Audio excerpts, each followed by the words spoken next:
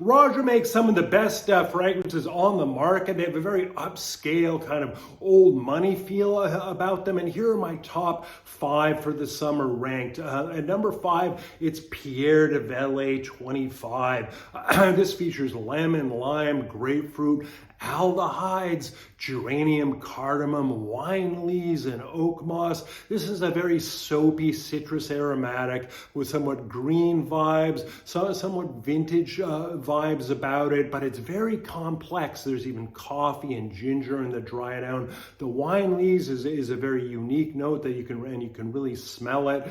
It's so classy and sophisticated, but it stays bright all day long. I've worn it on the beach in Brazil and it lasted over 8 hours. Very complex citrus, perhaps the most complex in this entire list, but because it has this kind of old vintagey feel about it, it might not be for everyone. Now, at number 4, it's Oceania. This is the most kind of aquatic fragrance in the list. This opens with bergamot, there's lime, mandarin, geranium, jasmine, moss, juniper, iris, and sandalwood. This is a floral citrus fragrance, a very oceanic vibes about it. The dry down reminds me of driftwood, and that's what gives it this kind of oceanic feel about it. And I've worn it on the beach in Brazil so many times, and so does my wife. It's very unisex. Men or women can enjoy this. At number 3, it's Elysium, one of their all-time classics.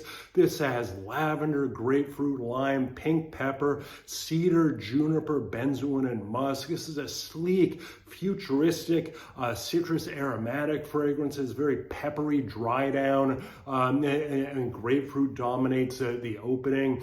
And you can actually, if you want the fruity aspects to last longer, you can go up and buy the parfum instead of the parfum cologne. Parfum cologne is a little bit more peppery. The parfum, the fruits come out more. And then at number 2, it's Isola Blu.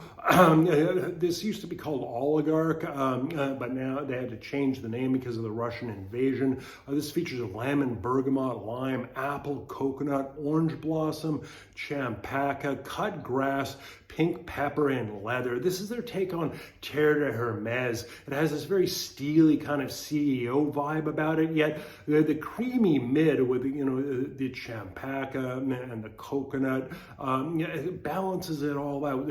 So you get this beautiful wearing experience from it, but it does have this kind of a very masculine kind of upscale CEO feel about it, if that's your thing. And at number 1, it's the Kingdom of Saudi Arabia. This is sadly discontinued, but it's such a unique rose oud. It's supposed to be a tribute to the Taif rose, but to me, it's more of a kind of a bizarre kind of fruit basket rose oud.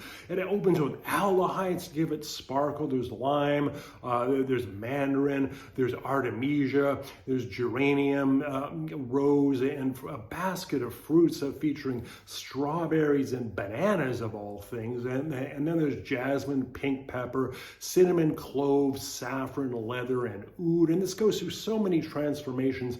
The bright, sparkling, fruity opening, and then you get this incense vibe in the mid, even though incense isn't listed. And then finally in the dry down, you get the oud and the leather and the spices. It's very beautiful wear. I've got 17 mils of decants because it's discontinued, but if you can get your hands on any, it's a wonderful fragrance. Now, if you're a fan of fashion and fragrance related content, my new novel, The Orphean, came out in September. It's a day in the life of a men's fashion and fragrance influencer on his way to meet his estranged daughter in a very Kafkaesque world. I strongly encourage you to check it out.